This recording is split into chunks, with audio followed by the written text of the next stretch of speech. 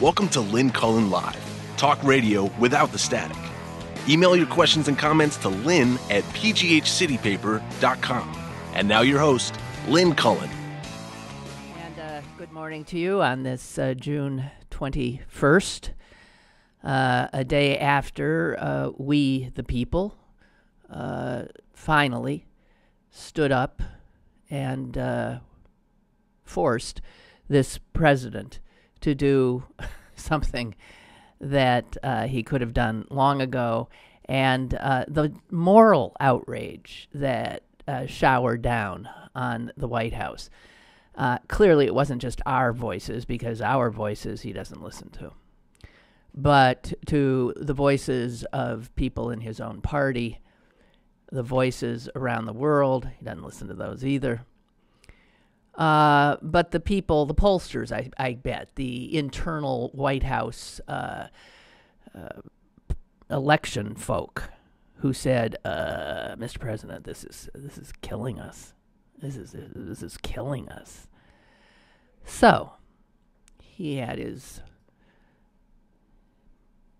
little show yesterday with his fellow collaborators, the vice president and the head of Homeland Security flanking him. I want to talk about the fact that this doesn't change anywhere near enough.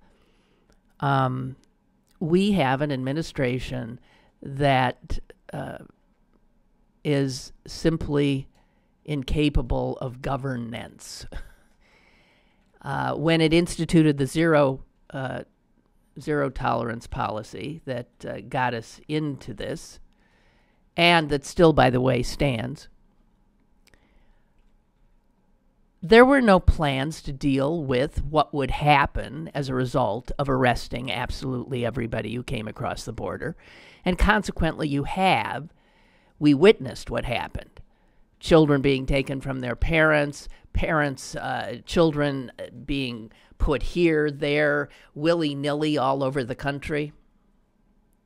And now, with his signature yesterday, he has said that in the future, we will not do this. Separate children from their parents. But what they will continue to do is arrest every person who comes across the border. So now, all of those people will be detained in facilities which also do not exist, nowhere near enough, but they will be kept in family units. And a lot more is totally unclear. And how long can that happen? And if after 20 days, do the children have to be let go because of policy and judicial opinions? The Flores decision specifically. You know, this is governance by the seat of your pants, and by the seat of the pants of a totally incapable administrator. Someone who is incapable of thoughtfulness, of thinking, okay, well, if I want to do this, that he's very good at. I want to do this. But then thinking of what happens after that happens and what would need to be in place. He just, again, yesterday threw a grenade into the government to implement now a policy that there's clearly no infrastructure for. The waste in money on this is mind-boggling. But that's not the point. I want to talk about little signs that give me some hope. I think I said yesterday that I have quite a bit of despair about the future of our country, but my sense is that there are more good people in the United States than evil people. And that although a lot of those good people aren't tuned in, that if something like what has happened in the last weeks happens, you can wake them up. And they are capable of moral outrage.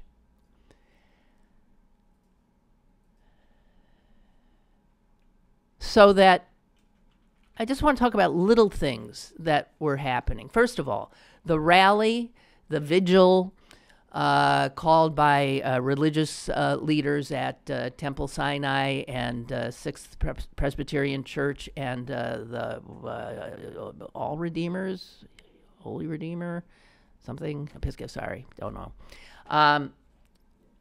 Episcopalian, for Forbes and Murray last night was hugely attended. And let's try to remember what was happening at 9 o'clock last night when that vigil was called.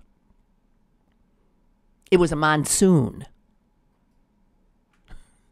It was a monsoon. The rains were astonishing. There was flash flooding all over the city. There were EMS doing rescues of people in cars all over the county. So the weather was awful. And yet that didn't stop. There are pictures of people huddled outside under umbrellas as the torrents continued. They were there to stand against the government. And the church finally opened its doors and they streamed in, totally filling the sanctuary of the church, which is a pretty big sanctuary. I've been there. And spilling out still outside. And there they stayed and said their piece. It was impressive. Meanwhile, a sheriff in El Paso, Texas, the county sheriff, got a call from the Department of Homeland Security. And he was asked to ask his deputies who were off duty if they wanted to make some extra cash, that the Department of Homeland Security could really, actually desperately, use them for security at one of these tent cities where they were sticking these poor children.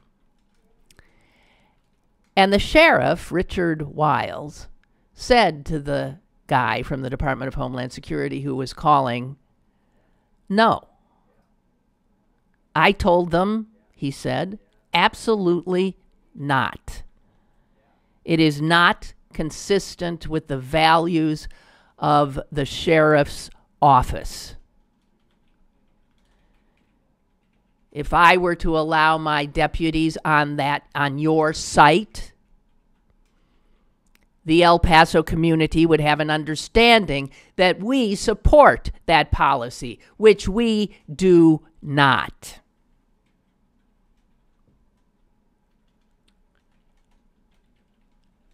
He wasn't alone.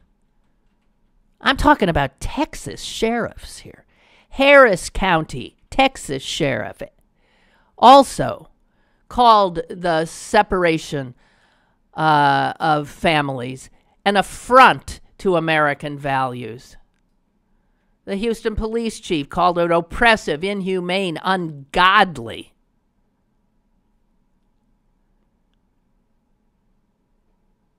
But the refusal of that El Paso sheriff to assist the government is just one example of a law enforcement officer standing up against the federal government.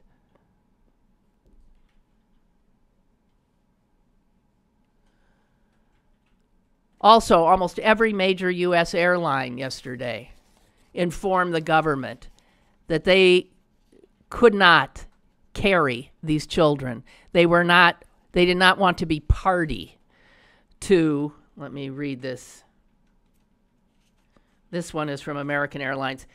We have requested the federal government to immediately refrain from using American for the purpose of transporting children who have been separated from their families due to the current immigration policy. We have no desire to be associated with separating families, or worse, to profit from it.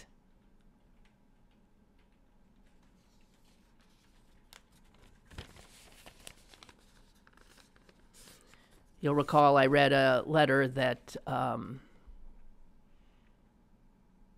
believe it was it Microsoft employees sent to their CEO saying the same thing, demanding that Microsoft pull its contracts with ICE. And they said, we didn't invent this technology so that it could be used for this immoral purpose. And we do not think that you should be profiting. We should be profiting from it. So we should not have this contract, knowing that this is one of the purposes for which it will be used.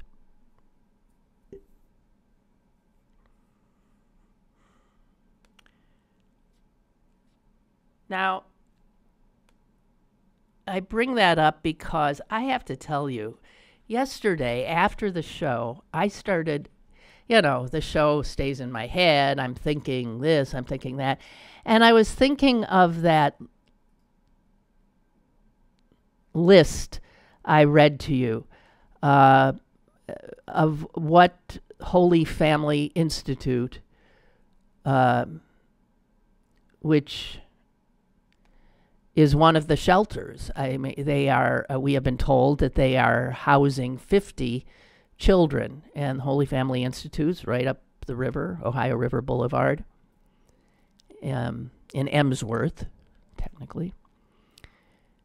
And they were saying that they have these 50 children, and they could, they were getting calls from wonderful people saying, "What is there anything I can do?" And they were saying, well, yeah, we could use, and I read a list of some of it. Gift cards and this and that and blah, blah, blah, blah, blah, blah, blah, blah, blah, blah. There's a long list. And I started thinking on the way home yesterday, wait a minute. And I did mention on the show that Holy Family Institute, in this instance, is nothing more than a federal contractor, right? They, obviously, the Department of Homeland Security, or HHS, not sure which one, had Holy Family Institute on its list of places that would contract with them. And so here I had this uncomfortable thought, and I want to share it with you. I thought, wait a minute. Holy Family Institute is being paid by the they're a contractor. They aren't doing this in a charitable sense. They are getting, if you have a federal contract, you're getting paid to do the job. So the federal government, that'd be our taxpayer dollars, already are going to Holy Family Institute to care for these children. Right? And I thought, wait a minute. Well, why are they acting like this is a kind of crisis situation and we all need to give them stuff? They've already been given the money from us as taxpayers to take care of the children. And let me tell you something. We know this. The feds pay top dollar. we as taxpayers are always overpaying in these contracts, almost always overpaying in these contracts.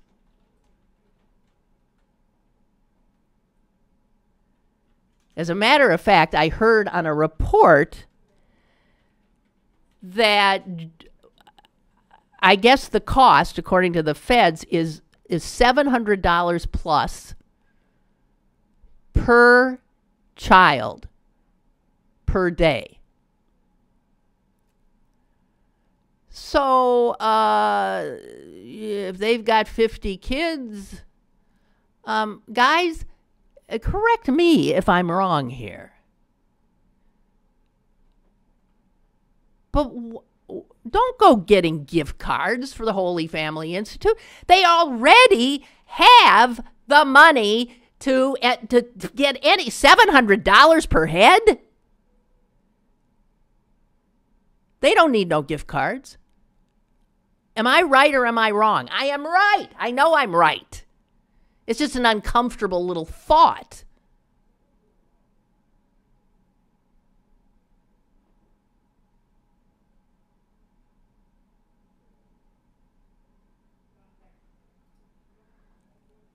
I would think, and here's even a more uncomfortable thought. And I had it after seeing what American Airlines wrote and what the sheriff said and all of that. Holy Family Institute, in this regard, is, as a federal contractor, part and parcel of this inhumane policy. Because the only way those children can be helped is not for them to be at Holy Family Institute. It's for them to be returned to their parents. And every day they spend up there in Emsworth is another day of trauma for them. And here's another thought I had. This is what happens when you live in my head. It's not comfortable. You remember we have been told that these children in this one case where reporters were allowed in, the children were, a pediatrician witnessed this. The children were crying. A 2-year-old was sobbing on the floor, unconsolable. And that the staff there were like sticking crayons in front of her face and saying, hey, look, whatever. But they were not allowed, we were told, to touch the child. They were not allowed to pick that little child up and hold her and comfort her. And I thought, well, they were not allowed. That would be, I guess, a federal regulation for those who have these children. You're a federal contractor, you abide by these rules. And so I began to think, I wonder if the people up there at Holy Family Institute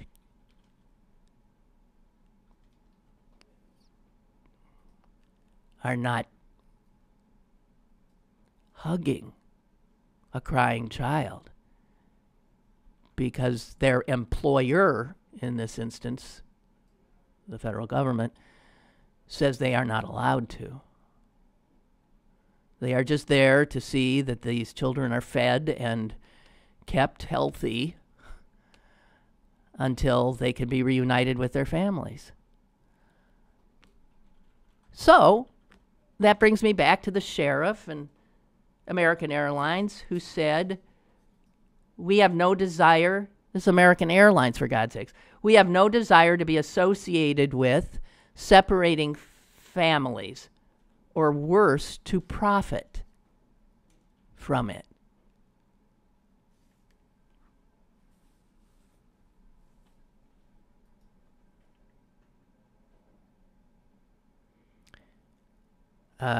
Holy Family Institute is aiding and abetting in this,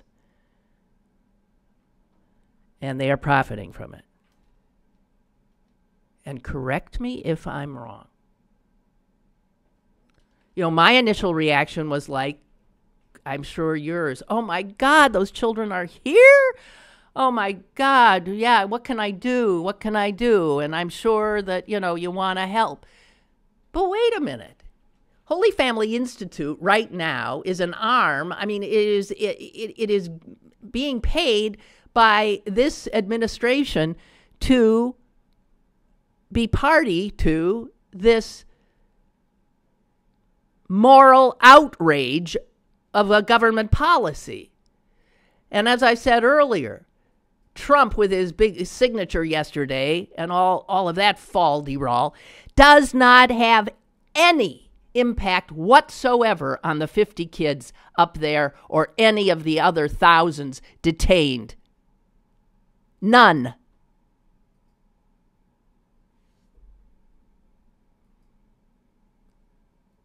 They are still in total limbo. And now the two federal agencies that have instituted this inhumane policy, that would be the Department of Homeland Security and Health and Human Services, they're fighting with each other about who's got the information on these kids and where they are. Homeland Security might know where a parent is, doesn't have a clue where the child that belongs to that parent has. Homeland Security, HHS doesn't know. They know where the children might be, but they don't know where the child's parent is. And knowing this is the Trump administration where nothing is functioning, where nobody knows much of anything. What? And we have a former ICE head who is now saying that he feels with certainty that a lot of these kids are never going to find their parents. Never. Their parents may be deported by one branch of our government so their parent might be back in who knows where, Nicaragua, and the child is up here. Let's say a 2-year-old has no more ability to help somebody understand what has happened to them, might not even know of course, a 2-year-old might not know their parent's name. It's mommy.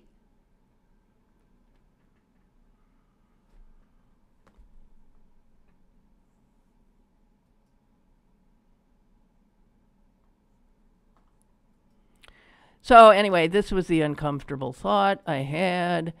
I don't see Holy Family Institute as some, savior in this instance at all.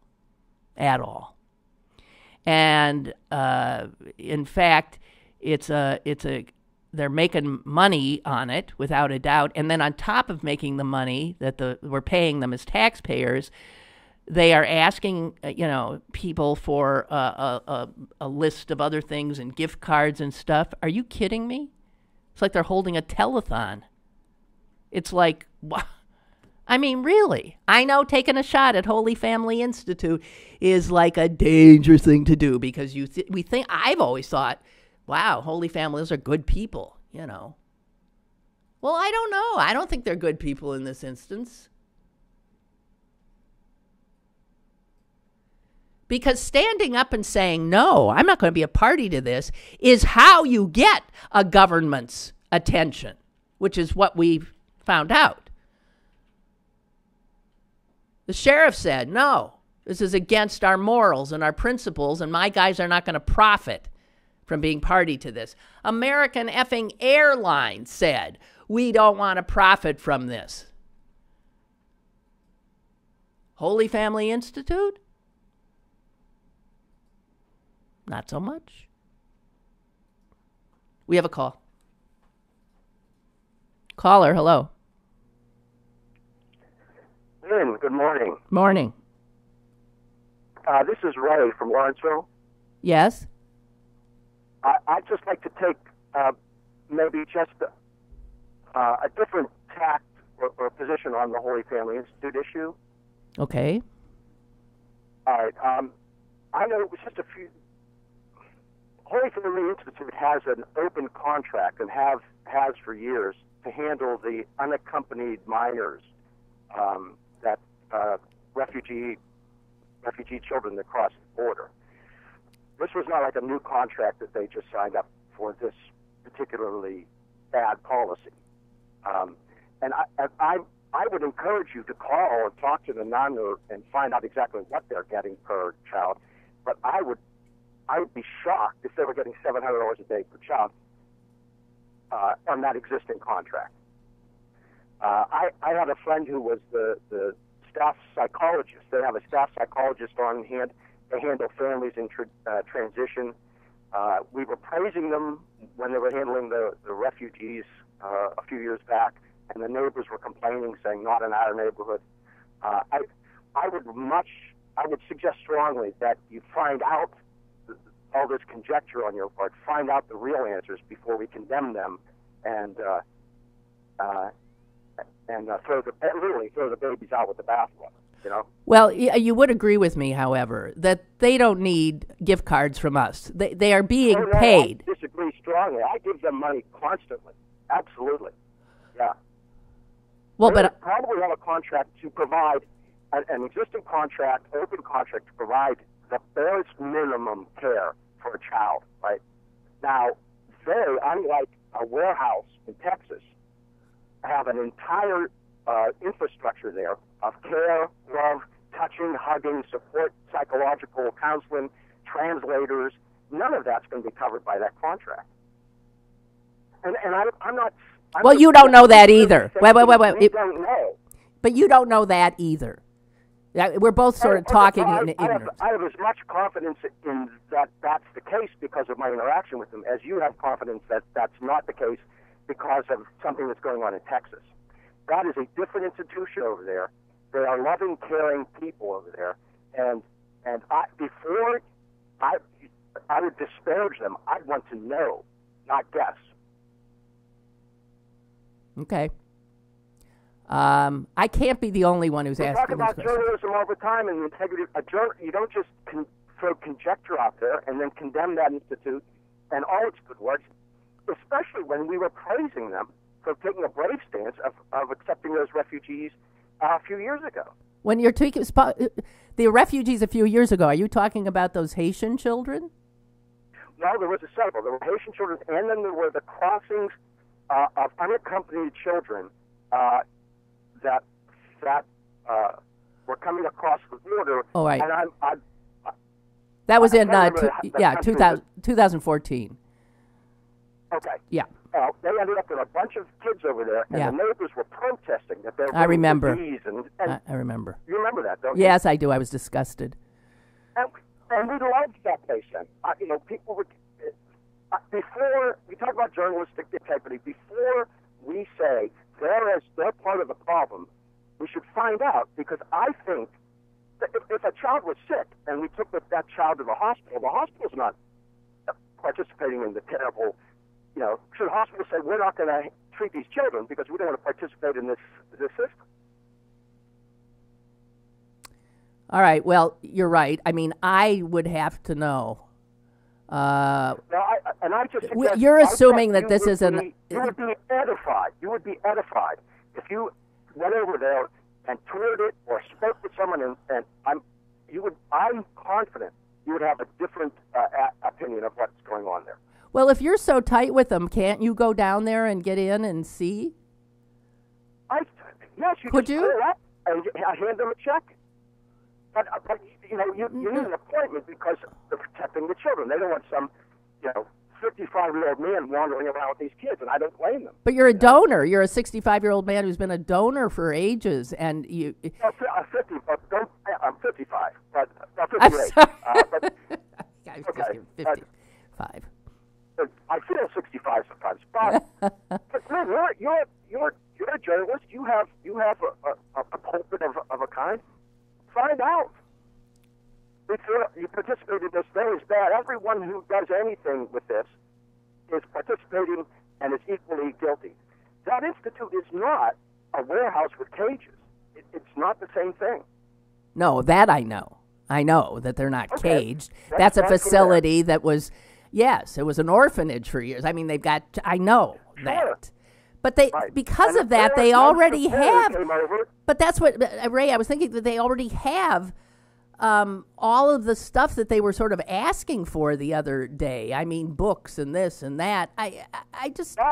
That nonprofit institute works on a shoestring for what they provide.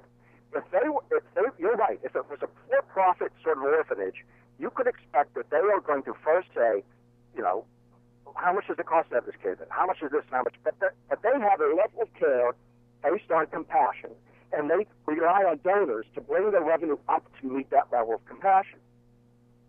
And Lynn, it would just simply give a call over there. They have staff that could answer your questions. Okay. I'll try to do that. That would be wonderful, Okay. Hey, thank you, Ray. Appreciate it. Okay? Okay. Sure. Bye-bye. Bye. Okay. Bye. Well, I mean, I don't think of myself as a working journalist. I'm a talk show host, essentially. So I do, as you know, often engage in speculation on this show. I'm just telling you what was in my head after the show yesterday and the discomfort I felt. But yeah, I can't believe that, is there any local media operating anymore? I mean, this should be something. Obviously, this is a localization of this huge international story. And do we have reporters in this town that are asking the tougher questions? Hey, wait a minute. You're a federal contractee here. Is this a new contract? Is this the existing contract from another administration? The Obama administration? Is this, or wouldn't a new contract have been drawn up? I don't know. But there's a ton of questions. I mean, Ray's just appointed me as the reporter on this. I don't know that I'm going to be able to do that today because I have an excessively busy day. But if no other reporter does it, I could jump on this on Friday. Today's what? Thursday. I could jump on it tomorrow. And I can try to squeeze it in today. I don't know, though.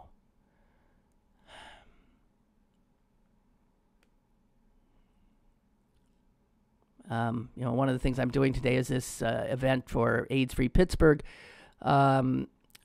with Dan Savage tonight at 7:30 at the New Hazlet Theater. And by the way, we still have some tickets available. I sure hope you'll come down. I think it's going to be a very, very interesting evening. And you can buy tickets at CoolTix, CoolTix.com. And those online ticket sales close at noon. You can purchase at the box office, however, with a credit card. So you would want to be there about 6:30 or 7 at or 7:30 when it really starts. Okay, just wanted to get that into. Milton says, and I agree, for the reasons that he said you're iterating now, that DHS and HAS don't necessarily, they haven't been acting in concert. And so one may know where a parent is, but not have a clue where the child is, and vice versa. And Milton says both of these should begin collecting DNA from all of those children and adults in their detention. So that is the way you can make sure you're giving children to the right parent, or might help you remind.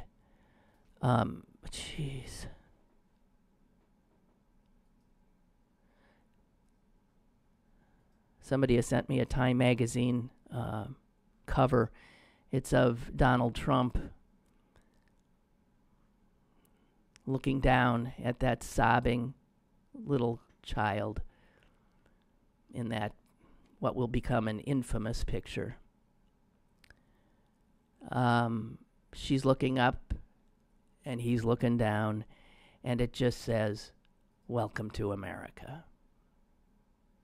Oh, Milton, you sent me that, honest to Pete. I'm sorry.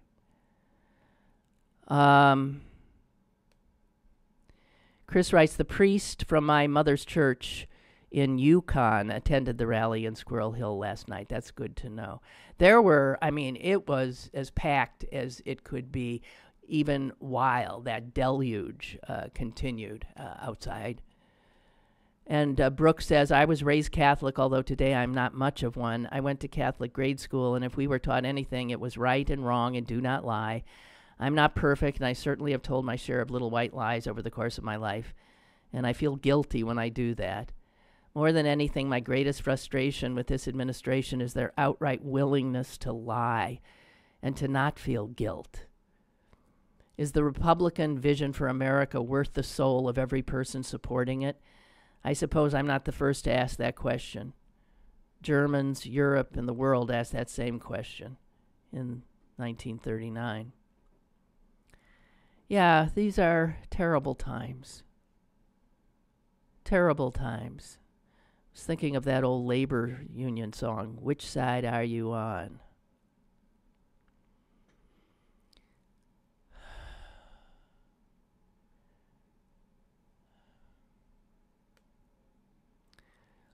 You, in regard to the just outrage and the resistance, you might have seen that people have essentially shut down the Portland, Oregon office of ICE. Protesters camping outside.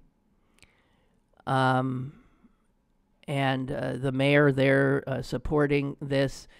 The ICE office has closed, saying they cannot safeguard their employees. I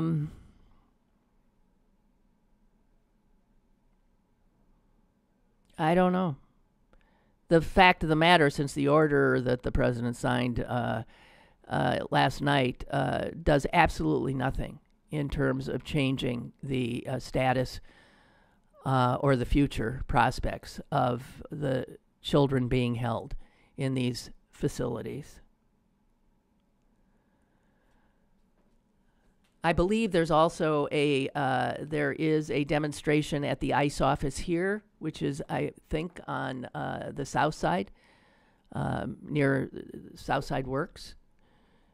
Somebody might be able to get me some detail on that. I do think there is an effort to make the ICE facility here feel our outrage, and I would love it if somebody will give me a little more information on that. I'm forgetting details.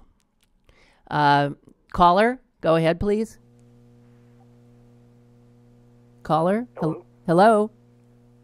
How you doing? I'm doing fine, thank you. Hey, Lynn. Yeah. It's a little different what you're talking about, but I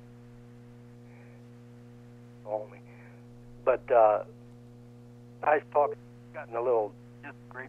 Well, you know what? You're breaking up again. You're low and you're. Give it a couple seconds. Somebody's calling me.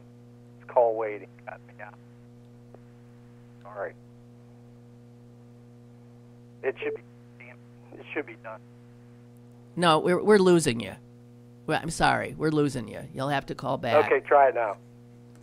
All right. It's okay now. Go ahead. Okay. Anyway, I was getting a little discussion with somebody. He's a Trump supporter, but he's a religious nut, which that's fine. I don't care.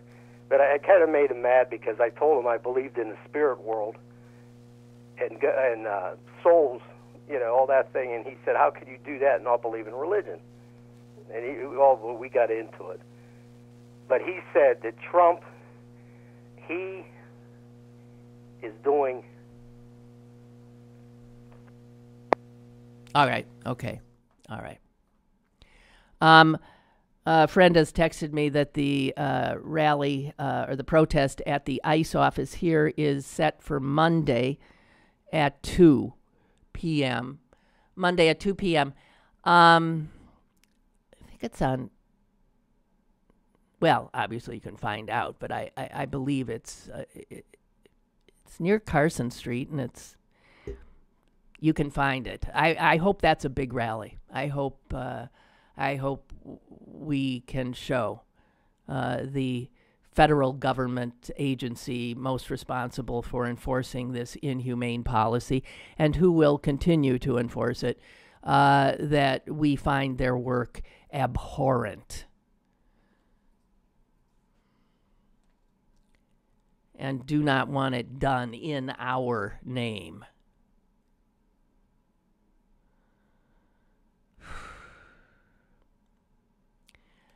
Somebody sent me a cartoon from South Africa.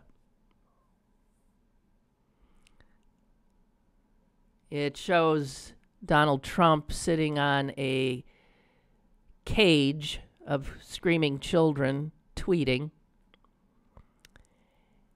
And it shows a very good likeness of Rob Rogers sitting at his writer's desk, doing what he does so beautifully. And this South African cartoon that was in a daily newspaper there says, "Who should be fired? The racist, xenophobic, homophobic, sexist, women abusing, lying, bullying, climate denying, tax evading, divisive, unhinged, cruel president who rips migrant toddlers from their parents and puts them in cages, or the cartoonist who draws what he sees?" So that, South Africa, ladies and gents. The president, as you know, had such a busy day yesterday, but he certainly took time to essentially do what he feels he could do best, which was run for office and feel the warm embrace of his despicable base, and went to St. Paul, I believe, for a rally. Now, again, presidents generally who are in office do not hold rallies like that with their base. As president, they hold maybe, well, no, I just can't think of. I mean, that's something that authoritarian, tyrannical despots do to whip their base up, especially when there's a little bit of blowback happening around town. And he went there yesterday to get the love he needs, like a vampire needs blood. And he denigrated Senator John McCain, who we know is dying of brain cancer. This is the President of the United States. And here is something else he said.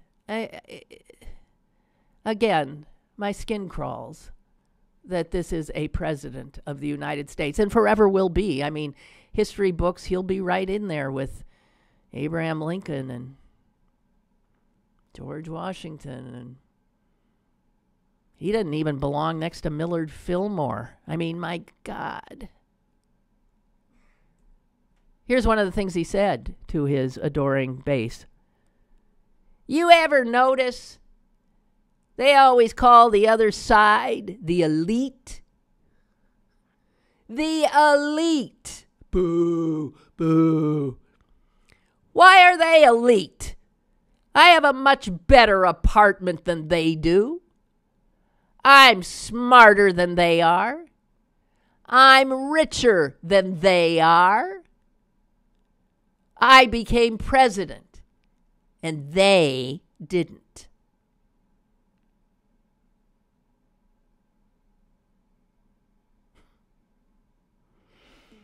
That's our president.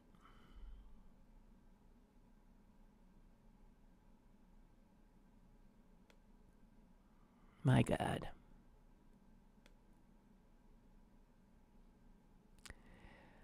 And I have not even talked about the East Pittsburgh police shooting a child in the back 3 times. It's pretty hard to keep up these days, right?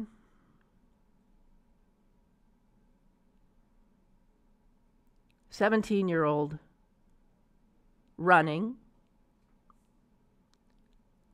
Oh, I must say, black. Probably makes all the difference in the world. Black and running, unarmed. Running, he thought, for his life. Because what does a black kid know about white police officers? Huh? They're going to kill me. He was right. They killed him. Even though he posed no threat to them at all, he's a kid running away. Shot 3 times in the back by a police officer, by the way, who had been sworn into the police force just hours before he killed his first black kid.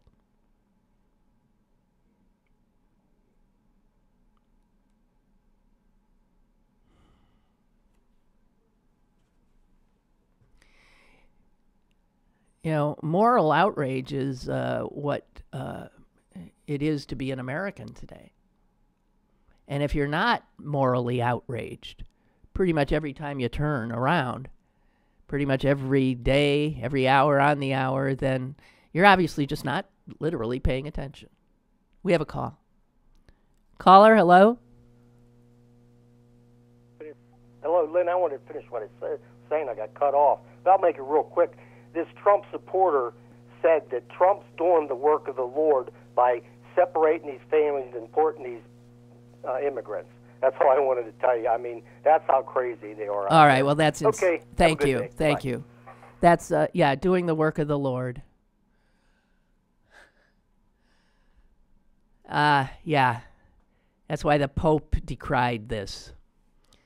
That's why everybody, the governor of New York, Andrew Cuomo, has a really strong piece in the paper today.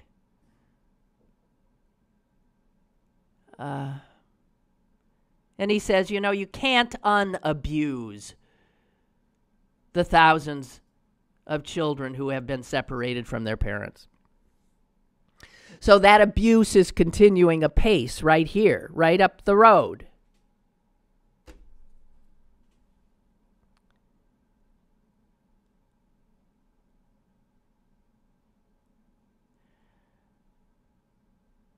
He points out the irreparable harm that's being done to these children because Donald Trump wanted to use them as hostages so he could get his wall. Which, remember, the Mexicans were going to pay for, but now apparently we're going to pay for it. So he needs the money to build his wall. And so he took children hostage. They're still being held hostage. What he did yesterday does not in any way remove them from their abusive situation. They remain terrified and separated from their parents in a strange land.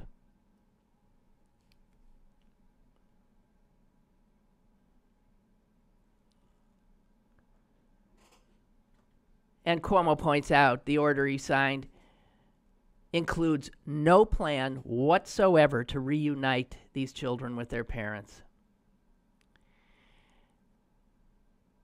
And then he says, this is something that's happening in his state where a lot of these kids have been taken.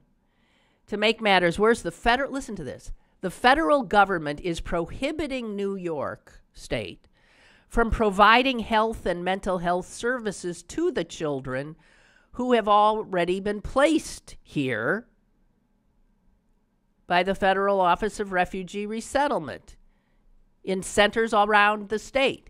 even though the state regulates those centers. Now, see, that right there leads me to believe, again, that the kids here, too, would be under the same regulations that are tying the hands of the governor of New York, who's outraged that he can't. These are facilities his state oversees, which would be true also of Holy Family Institute. And he is saying the federal government is saying, this is us. These are our kids. They're in our custody, and we call the shots.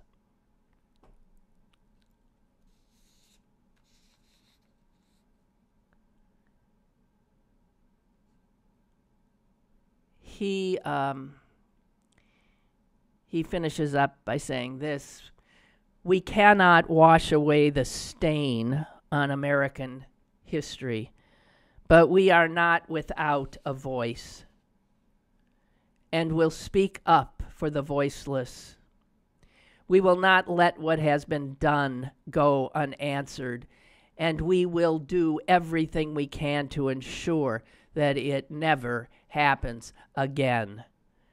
Together, we can reaffirm our commitment to the fundamental values that built this nation.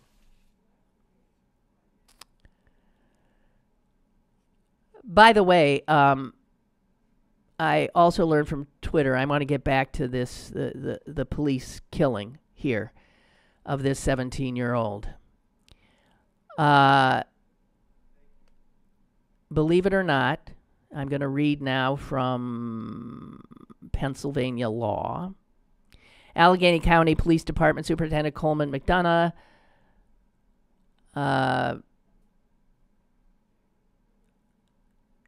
said this, or no, he didn't say this. Pennsylvania law allows police officers to use deadly force to prevent someone from escaping arrest if that person has committed a forcible felony, possesses a deadly weapon, or if the person has indicated he or she will endanger others. Now, that kid running from the back of a car wasn't committed of any felony. He was innocent. Or is that still operative in this country? Innocent until proven guilty? The police officer who shot him in the back decided he was guilty of, and that he possessed a deadly weapon, even though he did not. And so, even if Pennsylvania law, allows police officers to kill someone who is running away to escape arrest, there you have, that's a law that needs to be looked at, right? Because it seems to be disproportionately used on black men. Correct me if I'm wrong. It's a get-out-of-jail-free card for cops wanting to kill a black kid.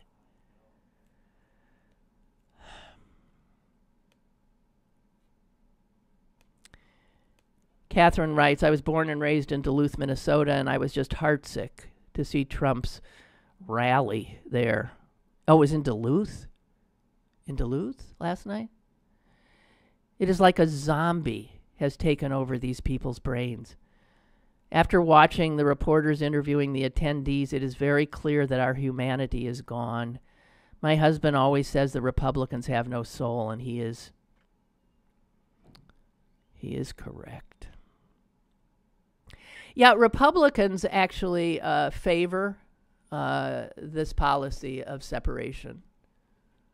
Polls have showing they favor it, of taking kids away from their parents.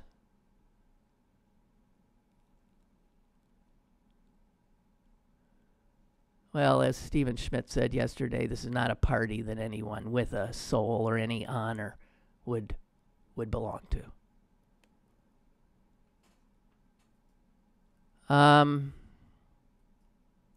Mary says, okay, the ICE building.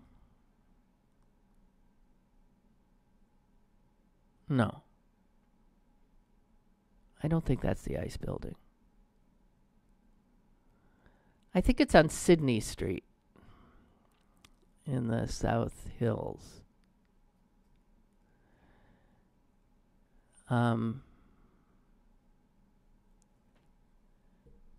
not sure. I think the immigration, U.S. Citizenship and Immigration Services, that's not the same thing as this ICE building.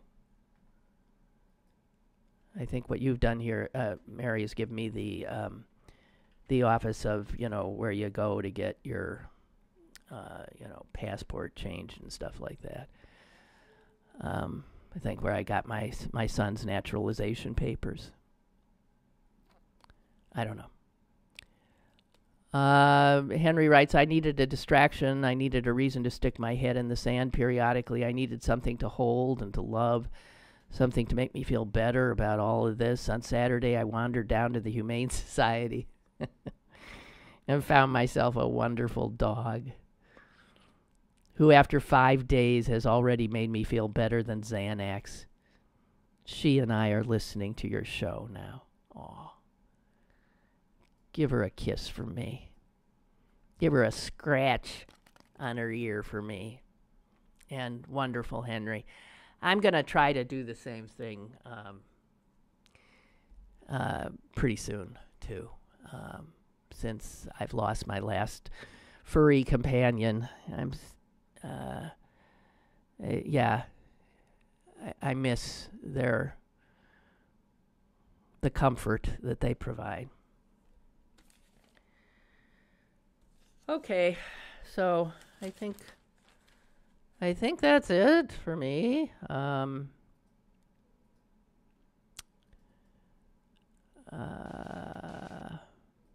There's this big First Amendment conference, which happening in Pittsburgh today and tomorrow. And it's weird. I only heard about it this week. And you have to register, and you go to register, and you're told it's filled up. And they've brought in a ton of people talking. I believe Rob Rogers has been asked to join. I think it was put together by the two big foundations here in town, the Heinz and the Pittsburgh Foundation. But my God, I mean, and they say it's free. They said it was free. But then why not have it in these times in a larger venue? I guess it's at the August Wilson Center and at Kappa.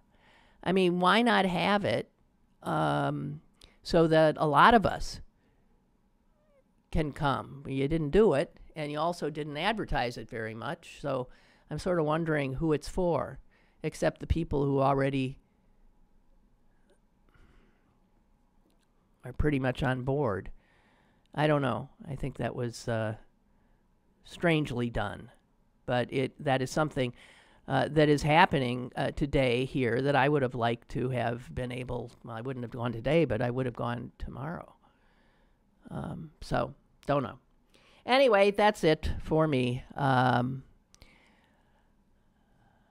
got to get ready for this thing tonight. I've got a lot of work to do, and I have some other appointments that must be kept.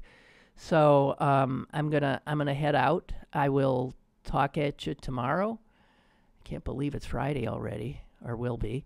And thank you. And again, tickets are still available for Dan Savage at the New Hazlet Theater tonight. The event starts at 7:30. Doors open at 6:30, and I will be doing some emceeing activities there.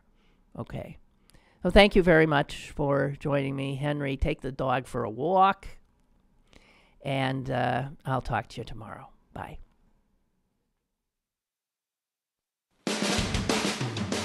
Lynn Cullen Live, Monday through Friday from 10 a.m. to 11 a.m. and archived at pghcitypaper.com. The opinions expressed on Lynn Cullen Live are those of the host and do not necessarily reflect the viewpoints of Pittsburgh City Paper or its advertisers.